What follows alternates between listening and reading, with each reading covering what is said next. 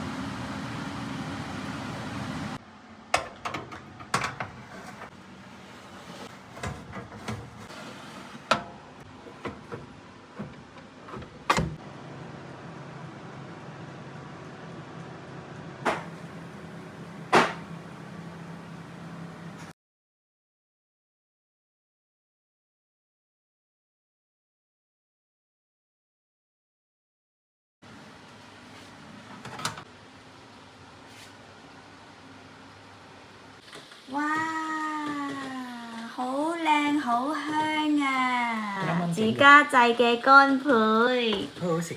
之後米磨年糕，同埋蒸好咗嘅蘿蔔糕。你整個蘿蔔糕呢，都係中意料多多嘅。